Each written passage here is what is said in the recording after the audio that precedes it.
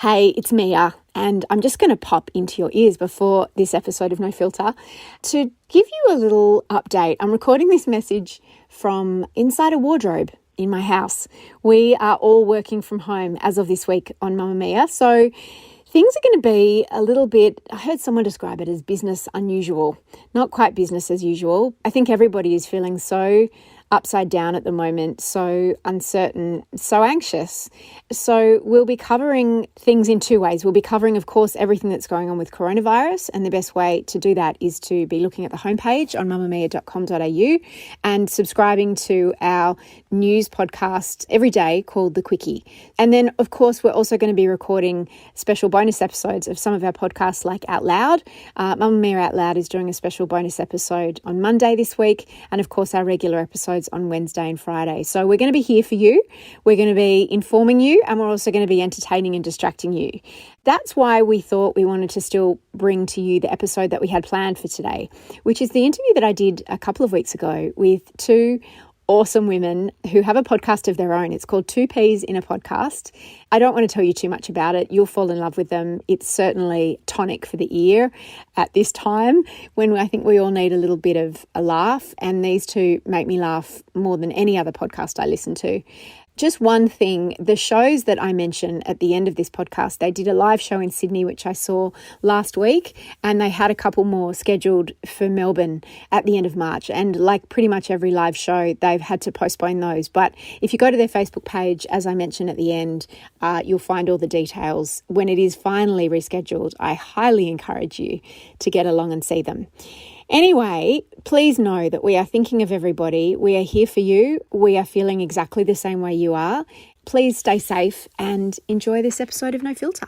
I was thinking about my babies, and sometimes I went, there's a big hospital in Melbourne called Monash, and I'd have my scans there, and you'd sit in this room with 15 women, all high-risk pregnancy. No one else has their scans there. Everyone's desperate for that scan to be okay. And when you have the scan, or for me with the boys, they'd say, okay, don't look. We've got 2 heartbeats. Like then we'd go down the list of things that we had. Only 1 visible kidney, like all these things. So you're just absolutely on tenterhooks. And I was having my shower and I thought, why will God heal my babies because I'm praying, but not those other babies in the room, these other mothers who are desperate for their babies to live? I don't know if I can come at a God like that. And that was it. I never went back to church. Welcome to No Filter. I'm Mia Friedman. Today's show is about the life-giving power of female friendship to get you through shitty times and to make you feel normal. It's about 2 women whose lives took very unexpected turns 14 years ago and who didn't know anyone else who could really understand what they were going through until they met each other. Kate Jones and Mandy Hose were both pregnant with twins. They both gave birth to their twins prematurely. And after white-knuckling their way through the very terrifying world of the newborn intensive care unit, they eventually got to bring their babies home. In time, both sets of twins would be diagnosed with additional needs. And so began a very new and unexpected life for 2 families, one that neither was prepared for. Finding each other, as they did after their kids were born, was tonic. Mandy and Kate are mad fans of podcasts, and they didn't hear one for mums like them. So less than a year ago, they started one in Mandy's basement. Or maybe it was Kate, I forget. Anyway, what they didn't expect is how many other people, not just mums of twins with additional needs, would want to listen. They have tens of thousands of listeners now, and I am so proud to be one of them. And for everyone who does listen to their podcast, called Two Peas in a Podcast, finding them is like the tonic that they found in each other. I know that's how I feel. I first heard about them from another podcaster, Annabelle Crabb. And even though I didn't have multiples and I don't have kids with special needs, the way Annabelle described their chemistry and their friendship and their attitude to life, I immediately thought that I wanted in. Mandy and Kate are from regional Victoria. That's something else that they had in common. And they were also, coincidentally, both brought up Christian. They considered themselves very religious, and they both left the church for exactly the same reason after their children were born. You are going to fall in love with these two. Here's Kate Jones and Mandy Hose, the Two Peas in a Podcast. Oh, and friend, there's a little bit of salty language, so pop in your earbuds if that's a problem. I want to ask how you met. Well, we met online. We did. Yeah, before Was Facebook. it Tinder? No, not Tinder for mums. No, it was, so the Multiple Birth Association of Australia had a forum. It's all gone now. And we met on there. This is before Facebook. So, joining the multiple birth clubs are tricky when you've got to actually get 2 babies there and they say come at 11 o'clock at this place and you think, okay, how am I going to get there? So to have it online, we were like, wow, I can look at that at 2 a.m. or... Yep. Yeah, and so some of the mums in our areas were having a dinner and we met at that dinner. Yeah, we did. How old were your kids at the time? I think they were about 1. About 1. Yeah. You had your children in sort of quite different circumstances. Yes. Yeah. I want to ask a little bit of each of you about the circumstances with which you had your kids. Sure. Oh, you go first, Kate. All right. So I had 3 older kids before I had the twins. Went back for a 4th and got 5. So, but the boys from the first scan, they said they're not going to make it. You need to terminate. This pregnancy's a no-go. So we didn't have... Why did they say that? So there's a thing that identical twins have called twin-to-twin transfusion. And we had that, but it does not normally evident till about 18 to 20 weeks. And we had it at the 11-week scan. So they were like, it shouldn't be here this early. You're in really big trouble. So there's a donor and recipient twin. So when the egg sort of divides, the blood cells don't divide properly. So they both get the nutrition and then one gives it back to the other one. So one twin's too big and one twin's too small. So we had that. And the little baby looks like it's cling wrapped. Like you can see the bag wrapped around it really tight. And the big one's just like floating in heaps of amniotic fluid. So we did not have a pregnancy where we were like, oh, this is amazing. We can't wait to have these babies. We were just like, are we going to get them at all? So that was a little bit different to Mandy's. But you did have them. We did have them, yes. And then what happened? So we always knew they'd be early. So while I struggled with leaving my babies in the hospital, I was so relieved that someone else was taking care of them and it wasn't my body's job anymore. So for me, the birth and everything, which had to be a cesarean, was actually just the most blissful day because they're out, they're crying, I don't have to keep them cooking anymore. And when the day we delivered, my obstetrician said, wow, another couple of days and they would have been gone because the placenta was just shriveling up. So, yeah, I didn't have that trauma of, oh, it's a premature birth. I was so excited to have them. And when did the additional needs part become evident to you? So we were always flagged. So there was a whole lot of, here's the checklist of things that we think will happen. There was never none of this will happen. So I, once again, didn't have that massive shock that some people go through. When we were having the scans, the beautiful doctor who did most of my scans would say, oh, look, there's a moment of hypoxia. You can see that there's no oxygen going to that baby right now, which was the donor. So we were just highly aware of, are we meeting a milestone? Are we talking? What are we doing? Yeah, so it's just, and as school's gone, the gap widens. That's our story. You say on your podcast very clearly that you don't identify your kids by their names and you don't talk in detail about their diagnosis. Yeah. Can you explain why you took those decisions and what are you comfortable in sharing about what kind of needs they have, your sons? Yeah, so I didn't want their lives to be exposed. It's a really fine line. But Mandy and I were just so aware that there was no stories, nobody to listen to, and we were lonely. And there's a bit of almost twin envy. People always say, I wish I had twins, I wish I had twins. Yeah, see, we hear it all the time. Yeah. And then you're like, oh, well, I did have twins and mine are really, really awesome, but they're not the twins that people think of when they think of twins. Whatever. I mean, nobody's inverted commas normal. That's right. So I didn't want to expose them. They go to mainstream school. Obviously, they know I do the podcast. They've listened to Grabs. They don't care at all. How old are they now? They're 14. So they are really comfortable with their ADHD diagnosis. So people will say to them, what's going on with you? Why are you so weird? And they're like, we've got ADHD. And so, and I think, good, we need diversity. We need people who have things that aren't the same as everybody else. So they were quite comfortable with me sharing that. Other things I think, well, I don't want kids at school to say, are you like this? Or so that's their story to tell if they ever want to. So. Kate, what about you? No, that's Mandy, what about It's so funny because you've been in my ears for so long. And people get And us for a long confused all the time. I looked at your pictures trying to go which Yes. voice is which I know, and which everyone does name the is same. which. Everyone. Okay, so I should just call you both P. Sure. That's fine. Mandy. P1, thanks. No. So it was my first pregnancy, and my dad's an identical twin. So my grandma was Scottish, and she used to always say, you're going to have twins, you will have the twins, you're going to have girl twins. And so I just believed her.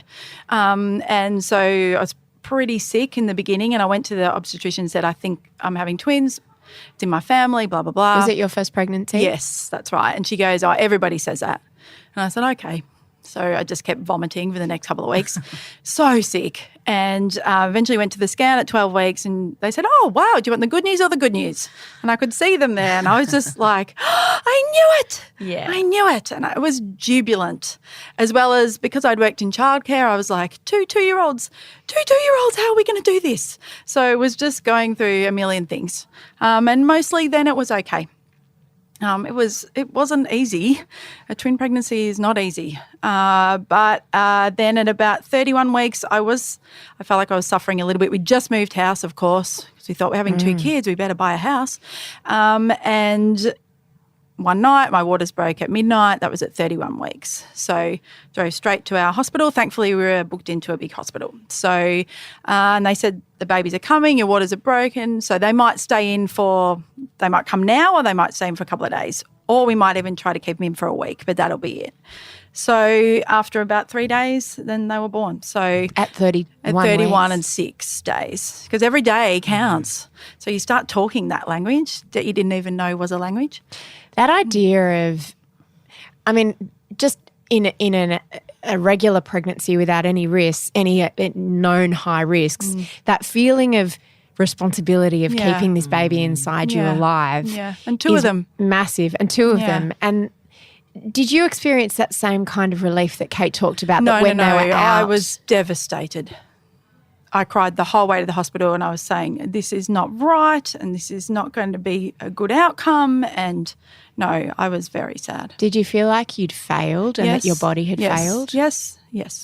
It's such a common thing, isn't it? Yeah, Women who've I've had counselling and of experiences- course, and people say, of course, this is not your fault, but you still feel like it. Of It's like after a course, miscarriage, you of feel like it, or course. infertility, you feel Yes, like that's it. right. That's right. Why could that person who had twins get to 38 weeks and why couldn't I? I always felt like I had one job. Yeah. And that was to deliver my baby safely to term, and I couldn't do that job with the pregnancy that I lost. And I don't know. I don't think I really knew. I was young. I was naive, and I didn't really know what was going on. So what happened after that for you? Well, they were in hospital for 7 weeks, and that was a tough time. And then we brought them home. I always thought my littlest one, I just felt like she was super vulnerable, and I didn't know what was going on for her. She was tiny. And I just always thought, I think something's happening. So, and because I'd worked in childcare, I worked with families and babies, I would say to my mum, I think there's something up. Well, we went to the 4-month check with the nurse and she said, developing beautifully, wrote it in the book. So I was like, okay, even though I think. And then when we got to the 8-month check, I could see one twin is sitting, using both hands. The other twin is not using a hand. And I went to the maternal and child health nurse and said, this is happening. And then she said, okay, yes, there's something going on. So I am okay about talking about my girl's diagnosis because they have a diagnosis of cerebral palsy and they've had some time in the newspapers and stuff where that's spoken about. So they're okay. I've learned a lot about cerebral palsy both by listening to you, Mandy, and also Melanie Dimmitt, who wrote the book Special and has a son with cerebral palsy. It can manifest in lots of different ways, can't it? So it's not everyone looks the same or has the same. It's a spectrum. Yeah. So my girls have a hemiplegia. So that affects one side of their body. I'm like a hemiplegia expert. I never even knew what the word meant. So if you think hemi is one side. So like they've had a stroke? Yes.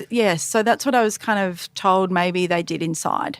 So our paediatrician, so beautiful, he was like, most brain injuries happen inside. And I was like, so he's like, there's nothing you can do because, of course, with premature birth, all that stuff. That must have been important to hear. Yes, Could you it was. take it on board? Well, I don't know. I don't even know if I can now.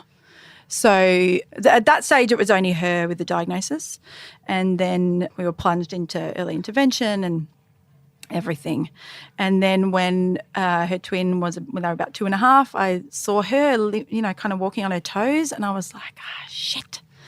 So I went to the physio, which we were always doing all the time, and she said, oh, yeah, I think something's going on with her leg. So, MRIs, back to paediatrician, and he said, yes, she has got a hemiplegia as well, but this time on the left side, and it just seems to be in her leg. So your kids are now 14? Yes.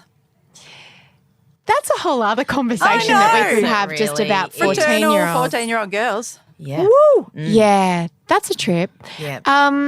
But we'll save that for another day. I'm interviewing sure. Madonna King, who's written that book about being 14. Because Interesting. it's a very particular age, Yes. particularly for girls, for Yes. boys in a different way. And so in terms of when you met and you obviously just hit it off, I Yeah. mean, you've got extraordinary We did. chemistry. Was there a sense of finally being, finding your tribe? Yes. Big sense. Yeah. So when Mandy and I met, Mandy had had the diagnosis for one of her girls Yes. and not the other. And I'd had that traumatic pregnancy, was just at the paediatrician, or, that was my road. And so I think we felt this connection that, we have something additional Yeah. that the other mums didn't have. Yeah. And We just kind of recognised each other's, I don't know what it I was. don't know. Pain? Pain. Yeah. So, Yeah. and we just laughed and laughed and Yeah. laughed. And we'd both been super Christians. Yeah. Like, proper church leader, Really? worship leaders.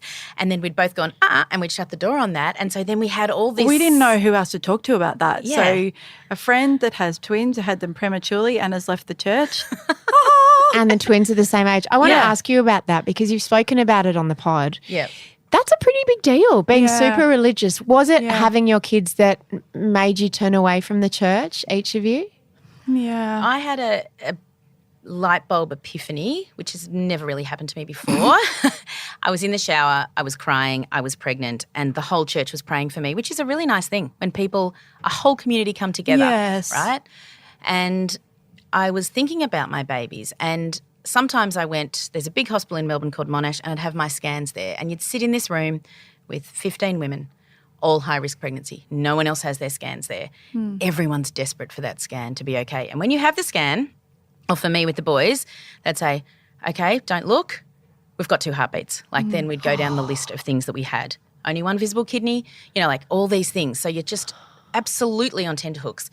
And I was having my shower and I thought, why will God heal my babies because I'm praying, but not those other babies in the room, these other mothers who are desperate for their babies to live? I don't know if I can come at a God like that. And that was it. I never went back to church, which is probably very trivial, but it just was everything It's not at that trivial. point. That's massive. Yeah. How do you break up with a church? Really hard. It's hard. It's the hardest breakup you'll do because I grew up church school, church high school, church youth group. They were all my friends. So imagine, I think it's like moving cities.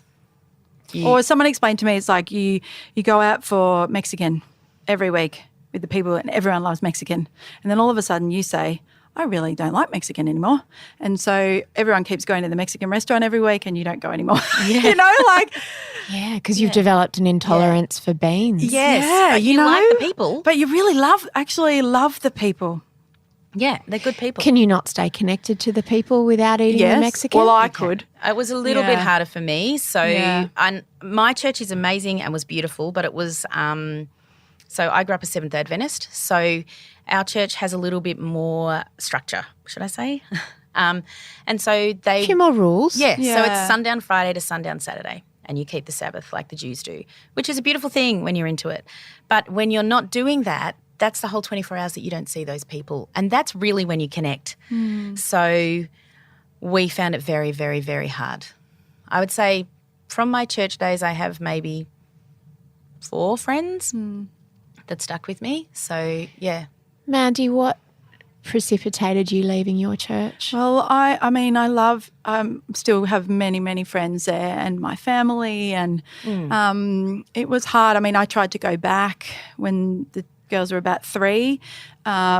I was just so tired to even get up and go. It's a big commitment to go. And but I think for me, and I spoke about this a bit in the podcast this week, music was such a big thing for me in the church. And so when I couldn't sing anymore and I would stand there and cry, and I thought, it's hard to come here and I can't sing these words anymore and I don't know why, and it's causing me sadness. So I think I just need to stay home.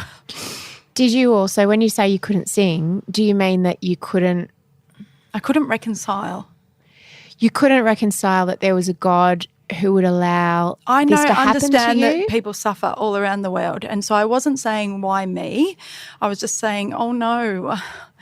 I think when you grow up in a church, you have this fairy tale view of God, right? So we had little books beside our bed, bedtime stories, and Mum would lose her car keys and everyone would pray and we'd find the car keys, right? So I won't say it's ridiculous because I know it's really important to some people, but you grow up as an adult and you keep that childlike view, right? And it's beautiful and simplistic, and then when something goes wrong, you're like, oh, okay, did God love everyone else and not me? Have I done something wrong?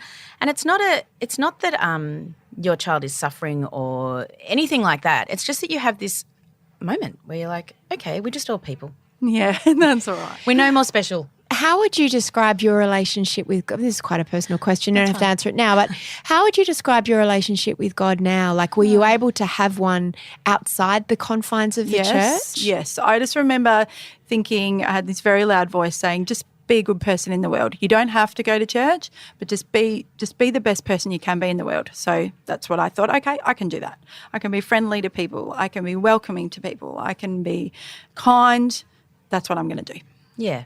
I think so. My bigger children grew up with full-on Christian mum, full-on non-Christian mum. So they're hilarious to talk to about it because they're like, we just remember everything changing, you know? Yes. And my daughter, who's now 24, she's like, I think your new religion, mum, is just don't be a dick. And I'll join that religion. I said, yes, I think that is.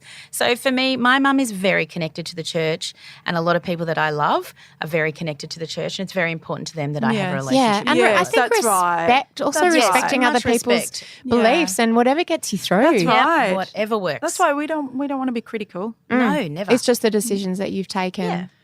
Yeah. Some of the things that I've learned through listening to your podcast are about, well, I learn a lot about awards. Oh. We talk about them. Yeah. Can you explain your attitude to awards at school? Yeah, so I actually despise them, and I don't know if that's a strong word, and we do get the odd person emailing in, oh, we loved all the awards we got. Like, yeah, because you got them. Yeah. Yeah, funny that. And I feel like I'm in a good position to talk about it because my third child, queen of awards, you know? Yeah. We were just back at her school the other week. She's finished and she's still getting awards, you Yeah. know? So we know, but she knows how ridiculous it is. So I'm not against. But why is it ridiculous? If she's good at certain Yeah, things, that's why right. people would say, why shouldn't she be recognised? Why shouldn't we reward and encourage people who are successful at academics and sports or whatever and it so is? I'm actually okay with it for year 12 because I think probably if you got a good mark in year 12, you worked. That's the truth. Because you can be quite smart and get a pretty good mark, but if you get a really bumper mark, you worked. You gave up things in your life. That's So not I'm a natural gift. No, it's not. You worked hard.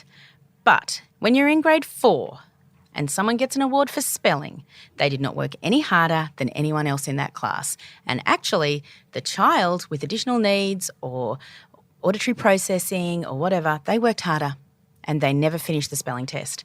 And they sit there and go, oh, effort does not equal reward. And it doesn't. And so it made me, I just used to have a rage in assembly. And so you'd see kids, oh, they've done all their tables by the end of grade 2. And then the next week, someone else gets an award, sat quietly today.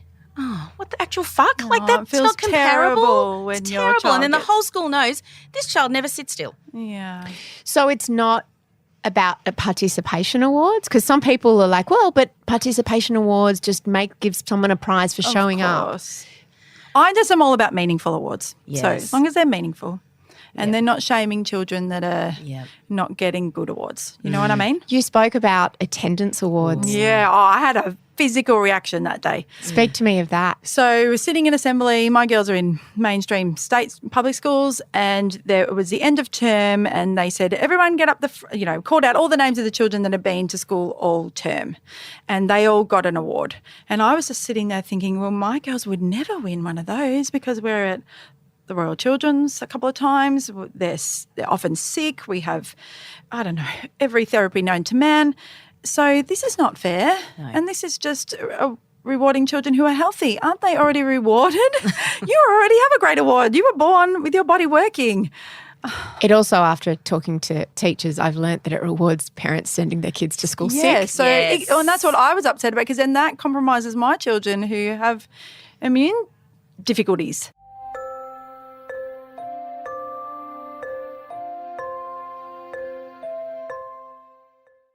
So much is talked about the challenges and the frustrations and the pain.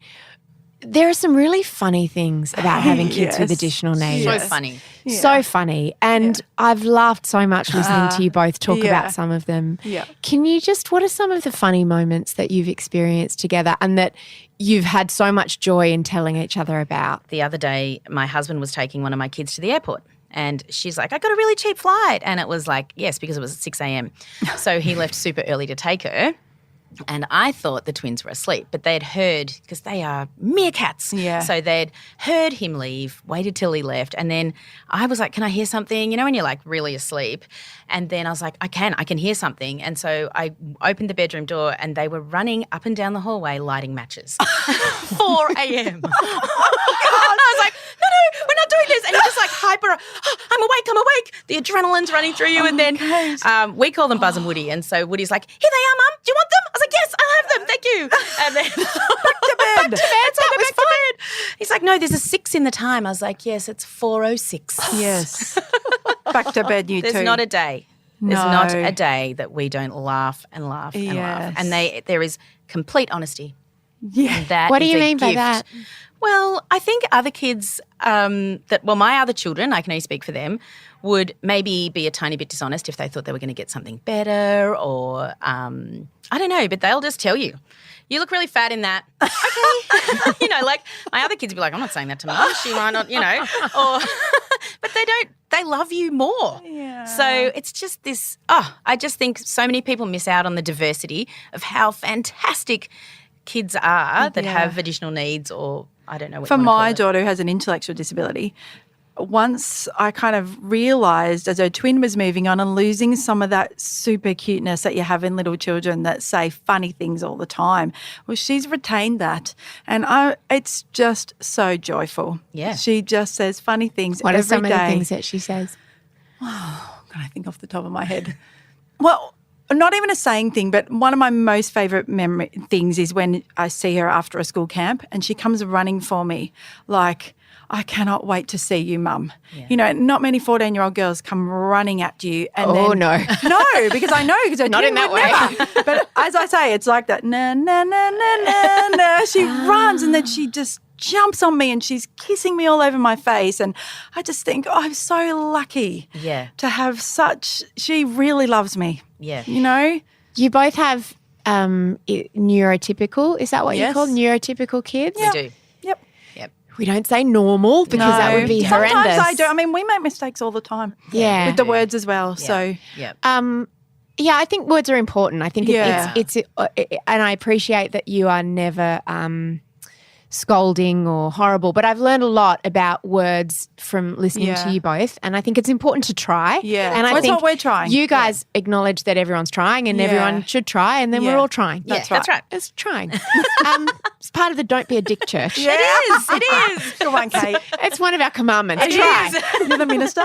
Yeah. The senior I could be pastor. the song leader. Okay, all right. I'm on the elders. Okay. Tell me about them and how having siblings with additional needs impacts on them and, how you view them. So I think that, and I want to say this carefully, it makes me feel guilty because I think, their life's been plunged into chaos. It's a joyful chaos, but it's chaos. But I also think they are so unfazed just nothing phases them. And that's a gift, you know. Yeah. So they're just used to who knows what's going on when you come home from school. They don't know. None of us know. But I don't know. I think I feel guilty because I spent more time with the boys. So and every mother knows that feeling. There's one child that, you know, some weeks they need more. Yes. They always need more. Yes. So I am racked with guilt about that. But my girls, they love live music, so we do that. Yeah. That's what we do. My son, he prefers to be at home. Yeah. So that does our sound recording. Yeah. So I'll just go and sit with him. Yeah. Like, you know, he's more of a let's just be, Mum. Yeah. You know. But I think I've given them unconditional love. And is there any more? That's all you can give anybody. I've heard that children or adults who have siblings with additional needs are among the most compassionate people on the planet because they learn tolerance, Yes, they learn that's right. empathy, they learn Yeah. resilience, they learn all of those things. Yeah, Mandy, I has that hope been so. your experience too? Well- Because you had your kids first. That's Oh, right. didn't you, yeah, and then Kate? I've had another daughter since when the twins were 5. How did you feel about that? Yeah, I was petrified. Why did you decide to have another child? I think my husband just said, let's see if we can not have any regrets. So we'll give it a go. And I really wanted to know what it was like to have one baby. And that sounds really selfish, but I sometimes yearned for that feeling of one baby's attention because every time with twins, you can't give it to them. No. So, and I was nervous about having twins again, and I just didn't know if I could do it. And how was that pregnancy for you, I just was psychologically? Nervous. Yeah, and I was ringing the doctor a lot. I thought I had leg cramps, and he said maybe it's from using the recliner too much.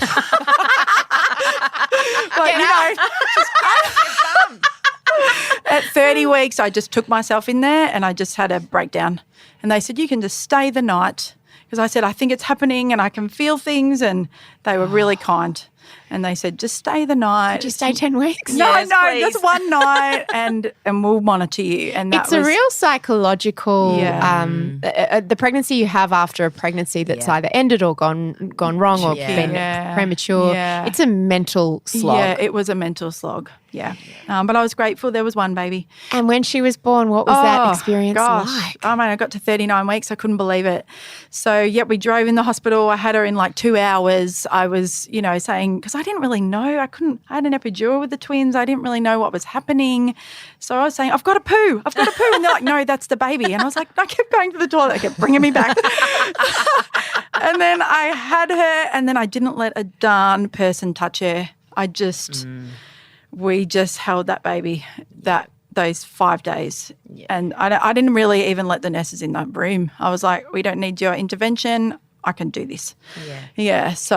And how did you feel torn between the girls who were 5 at that point, and they were needing surgery pretty soon? Yeah. After So that, they were in 4-year-old kinder, and then the next year we had surgery when Miss 9 was 11 months old. Because your instinct when you have babies is that you focused on them, and you let the others go for a little bit. No, I remember looking in the mirror and saying, "Okay, you're outnumbered, and don't ever think you can have another baby because you cannot cope with 3." When you're parenting kids with additional needs that don't hit those same milestones, how does that work? Because it's, when you have kids that they do this and then baby stage they're dressing themselves, how do you manage that? I was jealous of other people. Yeah. And I'd hear people at school saying, "Oh, why they're doing their hair now by themselves," and I'd think, "Oh, okay, I'm doing all of this, and I'm going to be doing it for a long time." So often it was jealousy. Often I felt a little bit sad about it. And other times I thought, well, she needs me. And so you're the mum, this is your job, and do a good job at it. So, and I always wanted them to look as beautiful as they could. So I put in extra effort. They always have matching hair ties and, I just wanted them to look as best they could because they had an AFO on their leg each. We had enough staring. What's an AFO? It's an ankle foot orthotic. So it's kind of fiberglass, and what it does is hold the foot and the leg in place because as they're growing, and my daughters have spasticity in their legs, it shortens the muscles in their legs. See, I didn't even know what this was, but now listen to me. You're a doctor now. I'm like, both girls present differently within that as well. So, so I had to find shoes to fit one AFO on one leg and the other foot, which is normal, and then the other AFO on the other child and the other normal foot. And they were 4 different sizes. Oh, my God. So I would go, this is when I started realising something was up, and I would have panic attacks in the shoe shops because I'd be sweating thinking they want the pretty pink shoes and they bring out the foulest black sneakers and say, these are the only one that fits on the AFO. And so I would come out crying. I'd be just having big panic attacks in shoe shops. So one day I went to Kmart and I just brought the AFOs, not the children, and I pulled all the shoes off and I sat on the floor and I was crying and I'm shoving them in, and then I heard security to the shoe section. And over comes this 17-year-old boy and I'm sitting on the floor crying, and I just said, I've got to do this. And he's like, okay. I wasn't stealing anything. I was just like, you don't know how many things I got to match here. I was just crying and have these fake legs that I'm putting into shoes on the floor. Leave me alone. This is our The 17-year-old's life. going to be backing away. I know. I was like, you mess with me, mate. Yeah, that's Step away from the crazy lady. This is my life. 1 minute crying, the next minute laughing. Yep. It's just, that's what our podcast is about. It is. Yeah. How much awareness do your kids have of their own conditions? My boys are hyper aware. Yeah. So that to them, so my boys are in mainstream school. So Mandy and I could go on for about 10 years about how we need more diversity in schooling. Yeah. Right? So there's, Rather than so there's special school, and then there's mainstream school. There is no gap in between. So there's really strict cutoffs in Victoria for what your IQ has to be. Yep. If you fall low normal, high normal, just under average, you're all in the same school, right? So you'll have a kid in your class with an IQ that's a little, maybe not even a little bit low, but they've got a really severe processing disorder, and you'll have a child with a high IQ, and that teacher has to teach to both of them. Yeah. It must Hard be work. so tricky. Hard work. I thought you were saying that that's good, that we need more love diversity. it. I do want more diversity, but what I'm saying is there's no support in that school. Yeah. So that's one teacher, 23 kids. So I think schools need way more aids, and I think we need schools with different classrooms. So here's a classroom for children who really see images in their mind, and they can, build this Lego set without even seeing an instruction. And here's a classroom for a child that can recite Shakespeare at 13, But we're all together. Yeah. And we all have to learn the same way. And my thing with education is it's speed. How fast can you do it? Yeah. How fast can you do your tables? How fast can you do that exam? It's not how much do you know, it's how quick do you know it. And so for so many kids, if you don't have speed, you feel stupid. But there's nowhere else for you to go to school. I want to ask both of you, what are some of the things that we should know that can just be casual that we do that are incredibly hurtful or upsetting or make life difficult to either kids with additional needs or their parents? I think it probably changes with their ages too. I think staring. Staring. Don't stare at people. Yeah. Some people don't like help. I love Oh, help. help me. Help me. I am out any way and you my want. children are running and you can see that I'm not helping. Please come and ask me, can I take your bag so you can grab both their hands? Yeah. Yes, I will love you forever. Yeah. So I think this is my bandwagon. As a society, we don't like to be inconvenienced. So if I get on a plane and there's a baby crying, I'm annoyed. Well, it's not my baby and I've got noise-cancelling headphones, so why do I care? So I think the whole of society's decided, oh, that child's mucking up in a restaurant and they're 13. That shouldn't be taking place. You don't have to put up with it. The parents and the family there are so stressed trying to keep everything together, but actually the child's just being a little bit noisy. Yeah. Who cares? Doesn't matter. So I think let go of the inconvenience, people. Just let's embrace diversity. Be more tolerant. I think for my girls, when an obvious physical disability, if the AFO is alerted to people, people were maybe a little bit kinder to me. So people would help, which is different for people with invisible disabilities or additional needs. When the kids were little, what are some of the things that people tried to say when you shared the fact that of the diagnosis? Mostly, people say, I had a friend who had twins at, 24 weeks and they're fine. And I'll be like, wrong audience. I'm happy for you, but I can't hear that. So Because yours weren't fine. Yeah. And so I always find, I don't know why people wanted to G me up. Yeah. Well, people, Does that make sense? They're uncomfortable with other people's discomfort. And we're all the same. I'm not. What do making we judgments. say to try to make you feel better that doesn't? Well, I think that people say, oh, I had a friend like that. It all worked out fine. Yeah. You're like, well, what is fine? Because I don't know. You don't know if And you're I'm- signs Because and I tomorrow. thought that would cheer you up, right? No. That would be my instinct And to I'm go. thinking, well, tomorrow I've got to go to the Royal Children's all day and I've got to fit in 4 different appointments between the 2 girls. And so that's tough for me to hear that. But then yesterday, maybe I could have heard that and been happy for that person. I just want to end by asking you about your own identity and how you maintain your identity as women. Oh my gosh, that's massive. I felt like I didn't. Characters. Yeah, I didn't for a long time. And then once I started my own business, that brought it back alive again. And then again, starting the podcast. Yeah. And I think for me that I thought I was a pretty good mum till I had the twins.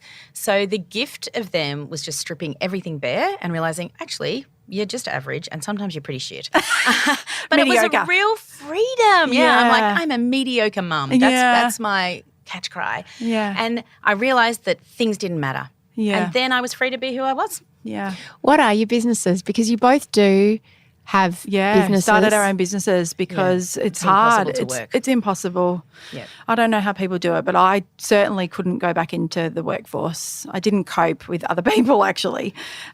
So mine is I'm a sleep consultant. So I thought I used to work at a sleep school before I had the girls, and then I thought I could probably do this from home and we'll give it a go. So I started that in 2014 and I'm still going. So What's your business called? It's called and what- Mandy Hose, She Knows. Mandy Hose, She Knows. Because I had a guy come around to my house once who was a builder, and his business was called Dave Will Do It. And I thought, what a great title. He said, yeah, my wife used to say, Dave will do it, Dave will do it.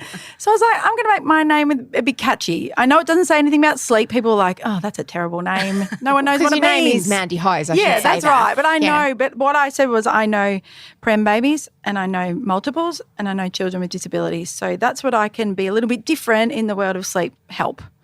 So I just needed to carve out my own little place there. How do people find you if they're in Melbourne and they want to? Yeah, well, anyone. I've got people around the world. So I just So work it's not over just, Skype or oh, FaceTime. you work Yeah, I've anywhere. had multiples everywhere. Yeah. Mandy Hose, She Knows Yeah. on Instagram. Yep, Instagram, Facebook. Yep. Kate? My business is nothing to do with having children. I'm an interior stylist and I stage houses when they're going on the market. And what's your business Oh, called? it's called Instant Impression. Yeah. So, yeah. And having that, I guess that's part of the answer to my question, having that identity Yeah. away from your children Yes. as women. Yes. I need to work, and I know that sounds extremely condescending, but that's my sanity. And if I couldn't work in paid employment, I think I would volunteer because I just need something else for my mental health. And I needed to make sense of my job because just helping people get their babies to sleep, I was like, oh, well, I've done that for years. I know it's important, but I needed to make some sense of it. So if I could put in working with prems and multiples and children with disabilities, and that brings in what I know, and I would love to work with those families, and I do love to work with them. What made you decide to start the podcast and how's life changed? Well, we love podcasts. Love them. We listen to a lot of yours. We do, yeah. And we would talk together. Have you listened to that one? Oh my gosh, we're crying with laughter. Yep. And then We just can't said- remember. We think Kate said, let's do it. Let's do it. Because so many people go, you know what? We're really funny. Yeah. We should start We a didn't podcast. even think we were funny. But we get that pitch all the time. We're like, me and my mates, we sit No. around and we are so funny. We think we should do a podcast. No. And in like 100% of cases, you're just like, that's really interesting for you guys, but it's not Yeah. interesting for the world. We didn't come into it thinking we were funny at all. No. We just thought, okay. still don't well, think we're particularly funny. because I work a lot alongside the multiple birth community. I run my talks for clubs in Melbourne, and I thought, and at the end of the talk, I would talk about having, if you know families with children with disabilities that are twins or triplets, you can always let them know about me because they're a group that are kind of not really spoken about. No. So I thought we need a revolution in the multiple birth world to be talking about our families because there's a lot of us, but we're quite silent. And what's been interesting is I don't have multiples or No. kids with additional needs, and it's one of my Actually, favourite podcasts, and I imagine a lot of people in your Most audience. of the people don't have that. So Yeah. our target group is just no longer. We still love them, and they're our Super Ps. super Ps, Yeah. and they were there from the beginning. Yeah. But the majority, heaps of people don't even have kids, or they. Oh, we have had, the astonishment has been the professionals, paediatricians, surgeons, nurses, midwives, teachers, OTs. Yeah, they're a huge audience for us. How's life changed for you? Are you rich and famous now? No. I'm a shame. Well, we're spending the most amount of time we've ever spent together. We really are. We never spent this much time together before, so that's fun. But that's the joy of podcasting, right? You're Yeah. anonymous. So people they hear our laughs and they'll turn around and go, do I know you? But only just. so it's so great. We can just have our own life and then we just one night a week we sit and chat to each other and other people listen to it. And we invite our friends. So I really wanted to invite the women in our lives that will never have a voice. And so that's been really joyful to give them a go.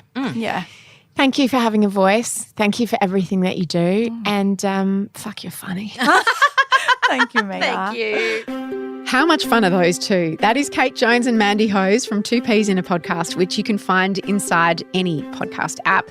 Remember, it's 2TOO. Peas in a Podcast. And if you're in Victoria, good news. The Peas are having some live shows that you can go to on March 21 and March 28th in Melbourne. Go to their Facebook page for more details or we'll pop a link in our show notes. I went to their Sydney show. It was at the Comedy Store. There were hundreds of women there, all from the Pea tribe. There were parents who had children with additional needs. There were people with additional needs. There were friends of people and parents who've got people with additional needs in their life. It was just such a sense of community. It was the girls' first show. They were so funny and so good. I highly recommend it. Next week on No Filter, we have an episode that is amazing. It's so amazing. It's in two parts. We're going to drop the first one on Monday and then we're going to drop the second one later in the week. It's with a woman called Susan Francis who has a story of adoption, love, death, murder. It's like a movie, except it's real life. So be sure that you don't miss out on that.